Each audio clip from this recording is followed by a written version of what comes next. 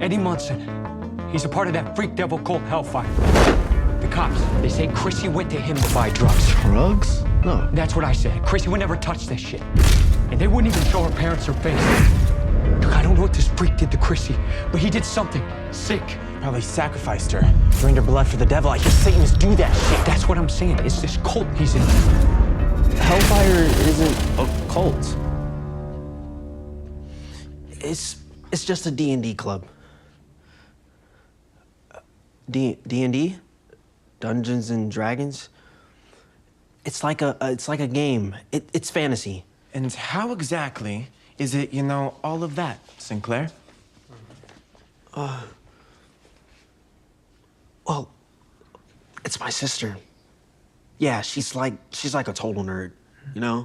It's nerds. She plays a lot sometimes. And I'm sure your sister isn't killing people, right? Well, shit, I've read the wrong person plays this game. It can warp their mind. And they confuse fantasy and reality, and innocent people die. I mean, it's been happening all over the country. It's like an epidemic. Yeah, I read about that shit. It's real. And I think Eddie, he's the wrong type of person, right? He got lost. He thought Chrissy was just a part of his sick game. And chances are he's still in the game, meaning He's gonna kill again. but not if we can help it. Would Chrissy want us to just stand by while the cops go around pursuing some bullshit leads? Spreading rumors saying she's some druggie? No, she wants us to go out there. She wants to do something about it, wouldn't she? Yeah! Then let's go on some freak! Yeah! For Chrissy! Yeah! Let's go! Yeah!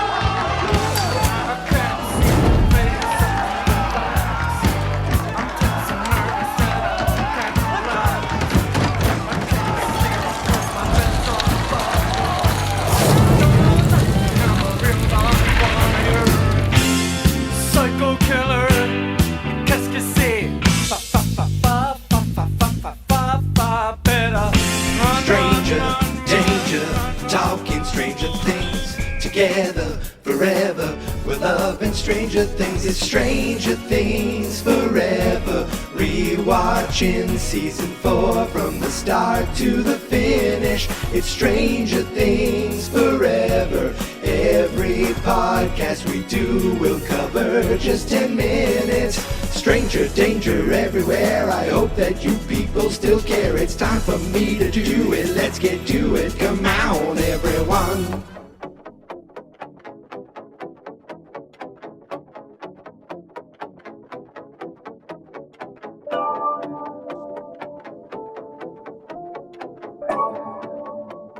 Greetings, stranger friends, and welcome back to Stranger Things Forever.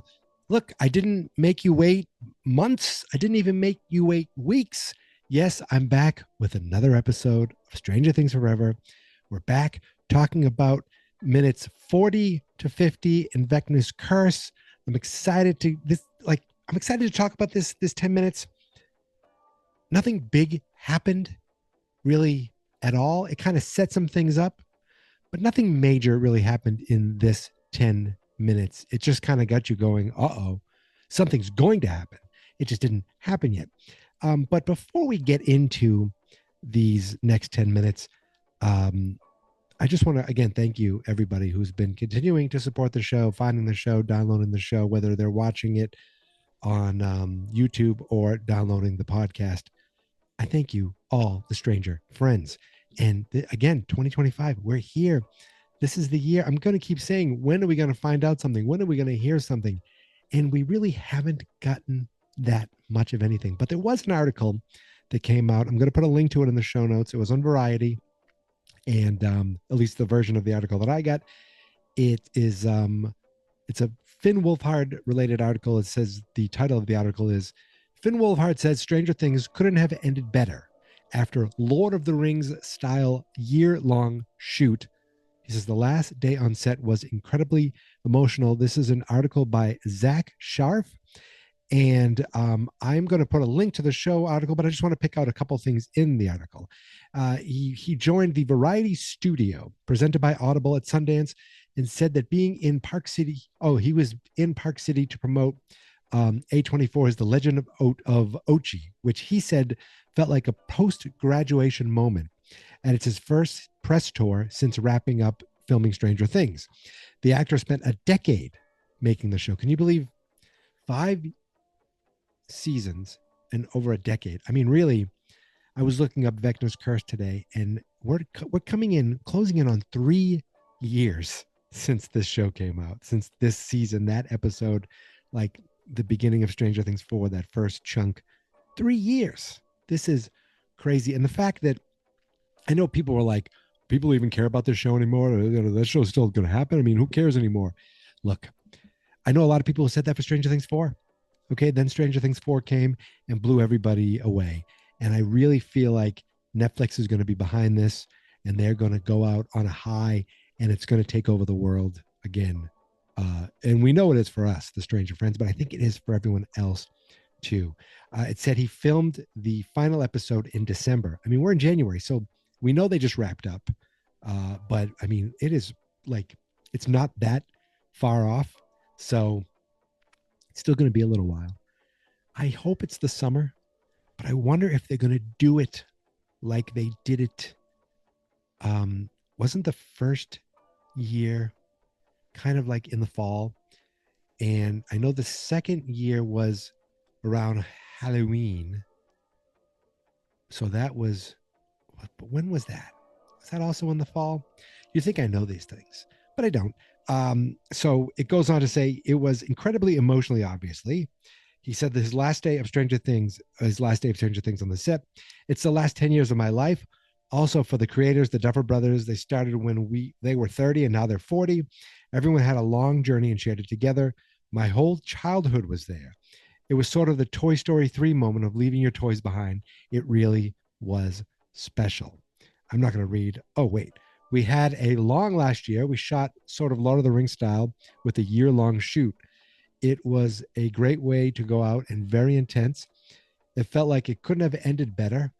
And then this movie he's promoting, The Legend of Ochi, is the first movie that I've promoted since. So it feels kind of like post-graduation or something. I'm very excited for everything to come out. I'm not going to read any more to the article to you. You can click on the link in the show notes and check it out from there.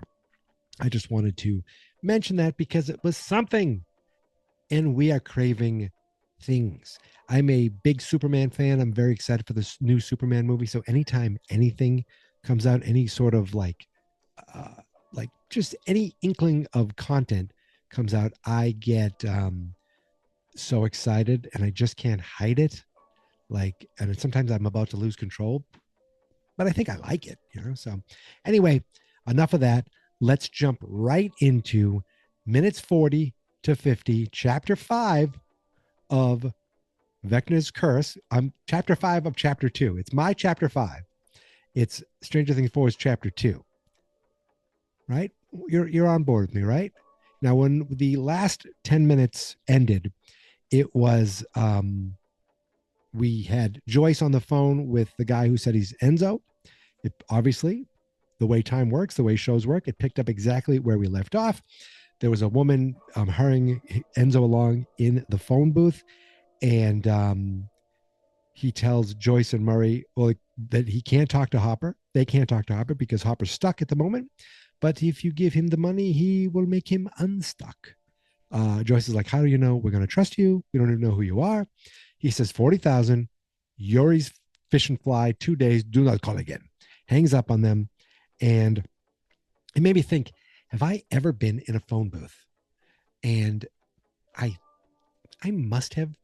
I know I've used payphones. People I feel like payphones, if you were in the payphone business, you're kind of out of business now.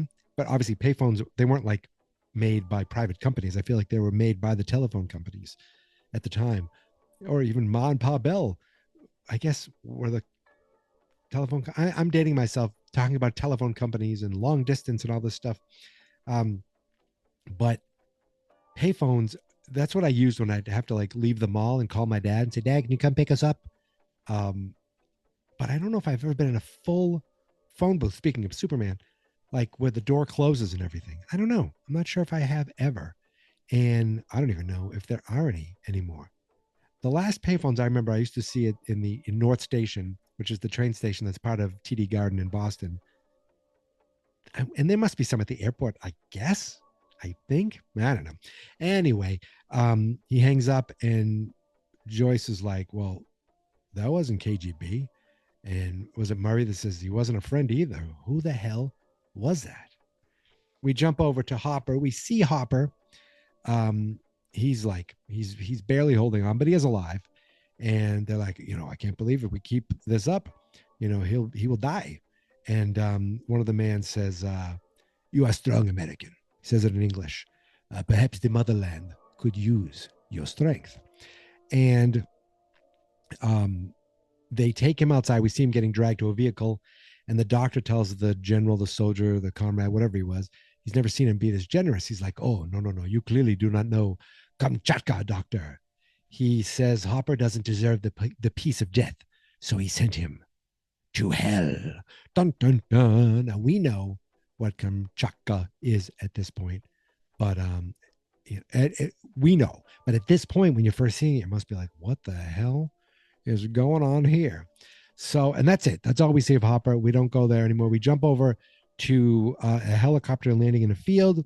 We find out that it's Indiana. We don't know this right away, but a guy gets out of, the real general looking guy with a hat and the sunglasses, and some soldiers meet him and they're like, Lieutenant Colonel, welcome to Indiana. So we know that they're in Hawkins, and we know the government's involved, and they're there looking at Chrissy's body. Now, we remember when the other chief, the new chief, called in, there were people listening in. So that's how the government knows already and is sending someone already to look at this body. And while we see some of the body, the medical examination, looks like maybe there's the medical examiner there. That would be the one to do the examination. We see photos. We see certain shots of Chrissy looking broken, looking like bloodless. Her face, her hands. It is scary. It is disgusting. It is frightening. And while that's going on, we also start hearing Jason talking about Hellfire Club and Eddie Munson and this freak devil cult. They said that Chrissy was there to buy drugs. No way, she wouldn't do that. He tricked her. He did something to her. They wouldn't even let her parents see her body. We think it's this devil, this sick devil cult that he's in. And all of a sudden Lucas is like, it's not a cult, it's D&D. It's like crickets, Dungeons and Dragons. It's like it's a game, it's fantasy. And they're like, how do you know so much about this? It's like, my sister, she's a nerd, she's really into it. I mean, Lucas, on one hand, you're like, well, I get it. You're around a bunch of these guys. Yeah, you want to impress them, but you also don't want to expose yourself. You're not ready to stick up for the others yet. You tried, but you don't want to get them thinking about you what they're thinking about Eddie. And he mentions his sister's into it. Jason's like, yeah, but okay, it's a game, but your sister's not killing people. And some of these people, it gets into their mind, and their mind gets warped, and they confuse fantasy from reality, and innocent people die. It's happening all over the country, except it isn't. And one of the is like, yeah, it's an epidemic, except it wasn't. It's just these idiots that read tabloids or read some articles, and they start hearing rumors, and boom, you got that satanic panic thing going on. But he's like, you get the wrong type of person. And Jason thinks that Eddie is the wrong type of person and that he might kill again. But he's like, we can't just sit by and do nothing. Chrissy would want us to go out there and do something about it. He starts riling them up, starts, getting them out. We're going to go after them. And you can see Lucas is like, oh, shit. And he takes a match or a lighter. He burns the Hellfire Club photo. And that's when we start hearing Talking Heads, Psycho Killer, ba, ba, ba, ba, ba, ba, ba, ba, ba, ba, better run away. Oh, everybody, yeah. Boom, we jump over to family video, and we see Dustin, Max, and Robin are all working the phones. They're trying to figure out if anyone has seen or heard from Eddie at all. We hear Max say, Reefer Rick, who's that? then it's, obviously first time watching that, you don't think anything of it, but it comes back to play seconds later. Meanwhile, Steve is tending to this customer, aka talking to babes. Even though this girl has a boyfriend, he tried to be smooth with her. So Max mentions, "Hey, I think I'm out of a lead." That's when she brings up this reefer Rick. Nobody knows who he really is. And Steve's like, "Well, the cops probably do. If he's a drug dealer, the cops probably know who he is. And maybe we should just fill them in on what's going on." And they're like, "Excuse me, what? Are you crazy?"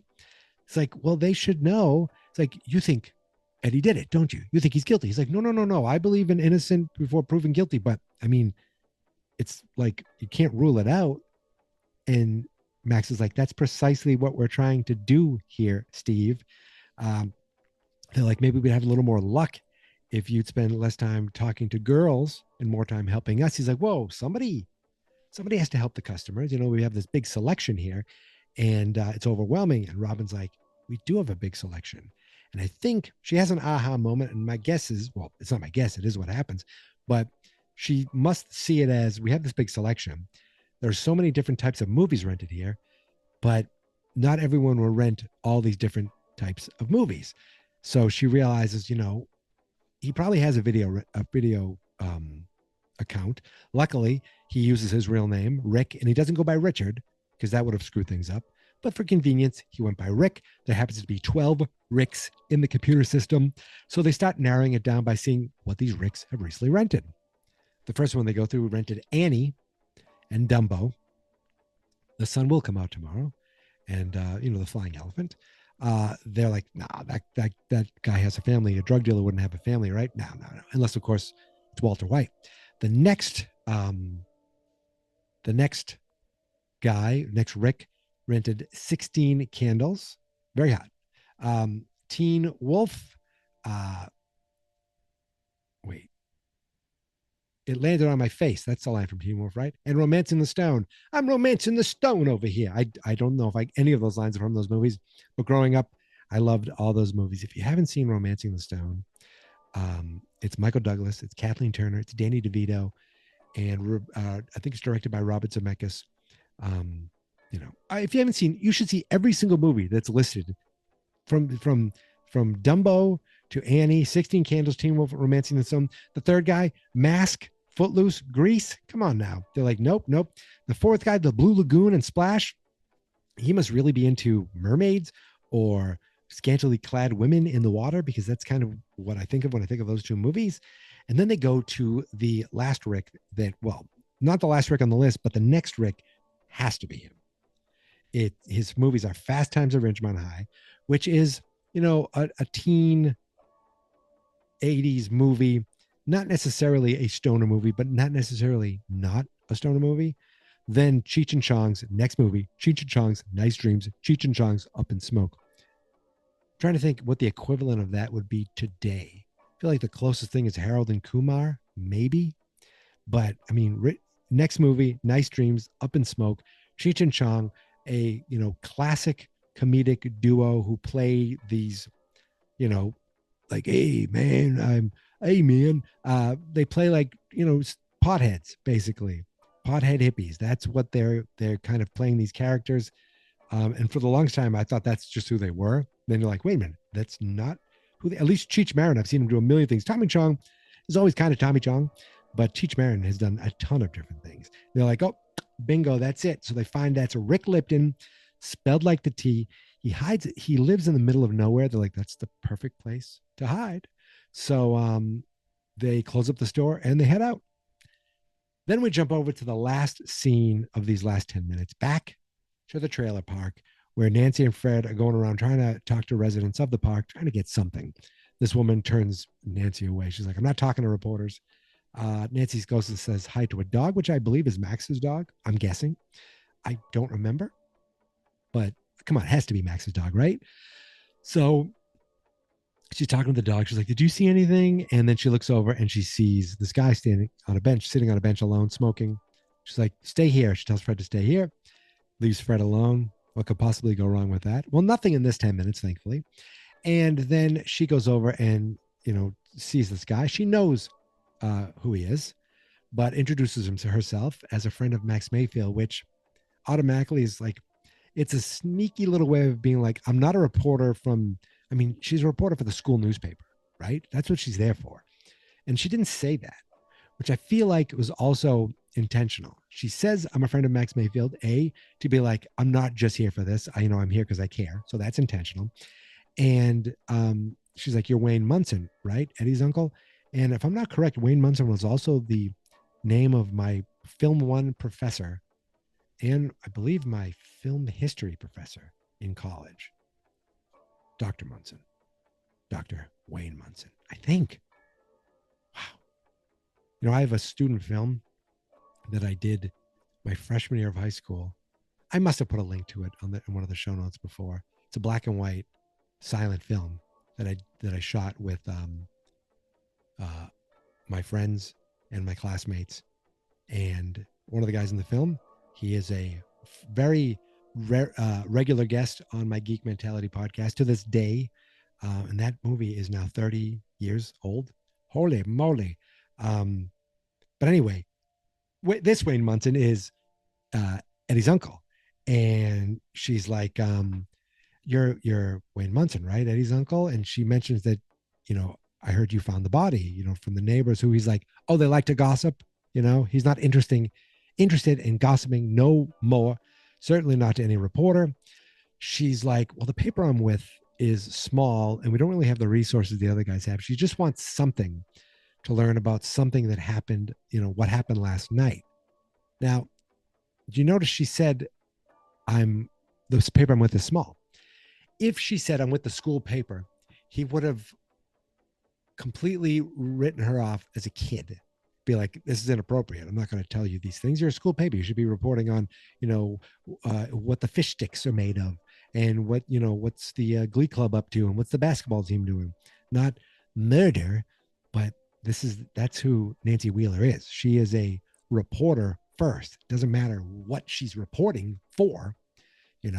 She's reporting for the school newspaper. Great. This is a story about a student at that school, so of course she's going to go for it. But she's like, I just want to learn something that happened last night. He's like, why? As far as I tell, y'all have it all figured out already. He's like, my nephew's a freak. He killed that girl. Ain't that about right? And she nods and she's like, let me guess. You've been speaking to the Hawkins Post, Chuck Bailey. I used to work with him. But now we don't know Chuck Bailey. I don't think we ever saw Chuck Bailey. I looked up on the wiki and they never show anything about Chuck Bailey. And I figured because all the people we see at the Post, they all dead. But she says this guy, Chuck, he doesn't know his ass from his elbow. And you see Wayne chuckle a little bit at that. And she's like, let me tell your side of... Oh, do you hear that? That's it. The 10 minutes are up. That's the end of this round of Stranger Things Forever. But what did we find? It's like, again, what actually happened? Well, the end of the phone call with Joyce and Murray and Enzo. So we know that they're they have to get that $40,000 to Alaska. That we know so far. That's kind of where they're headed. Then we have Hopper, who's going to Kamchatka. We just know it's hell. Then we have there's some military presence in Hawkins looking into this murder. We also see that the boys basketball club, they're about to start a little ruckus with the Hellfire Club, and Lucas is the only one who's kind of like, he has the best interest of the Hellfire Club in mind, but he doesn't want to give away his actual kind of feelings, his opinions, and that the fact that he's actually part of Hellfire, he does not want them to know that. He doesn't mind throwing his sister under the bus, but they don't suspect Lucas's sister. They just want to get to Eddie. And it's like they want to do street justice, right? Vengeance, vigilante justice. And they burn a picture of Eddie and Hellfire, and they are just all fired up. Not just from the Hellfire or the lighter fire. They're just fired up. We jump over to the the video store, and we see that gang figured out that there's a Reefer Rick and he lives in the middle of nowhere, and maybe that's where Eddie is, so they head out to do that. And then we end with Fred and Nancy at the trailer park, and Nancy starting to kind of break through and talk to Wayne Munson as these minutes end. No one else wants to talk to her, but it seems like she's going to break through a little bit with Wayne. But it's like that's leading up to something. The basketball team leading up to something. Where's Hopper going? Kamchatka. Where's Joyce and Murray going? To Alaska. Where are the big thing we found is Reefer Rick, and where are they going? To Reefer Rick. So everyone's kind of heading someplace or leading to something, but nothing big happened in this 10 minutes. It's a good 10 minutes. Every minute of Stranger Things is good, but it wasn't like, whoa, this is the moment.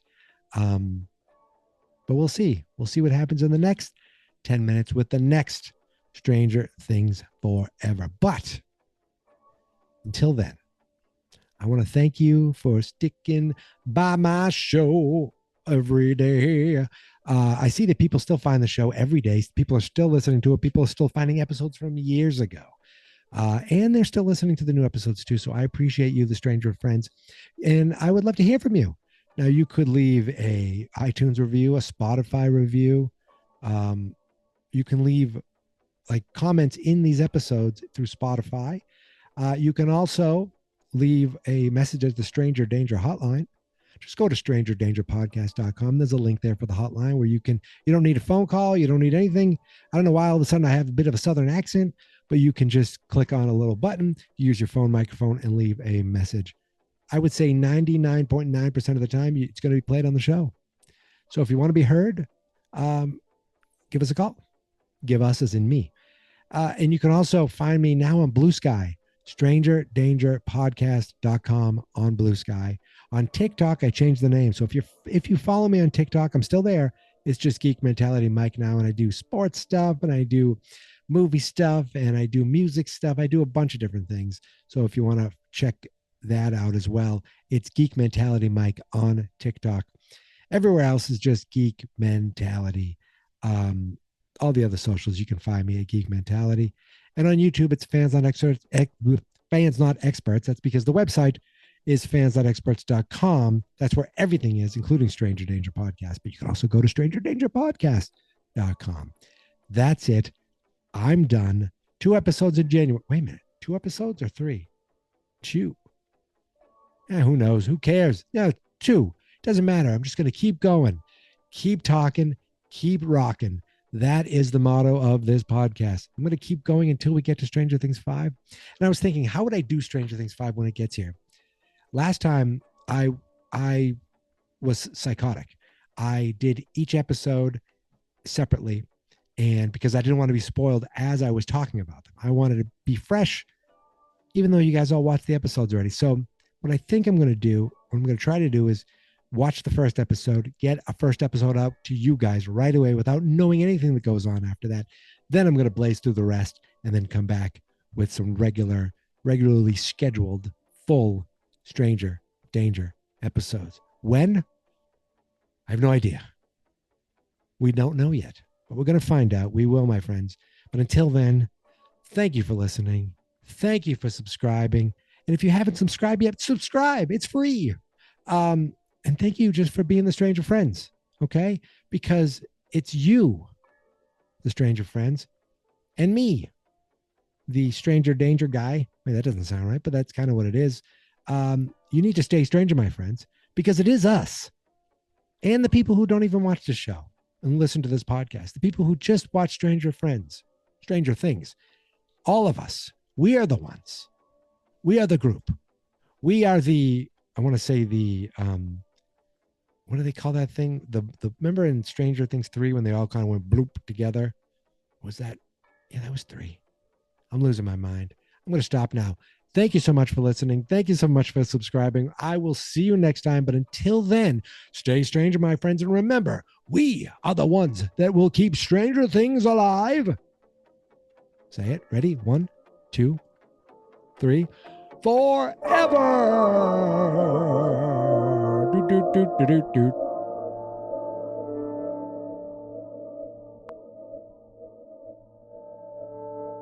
Fans not experts.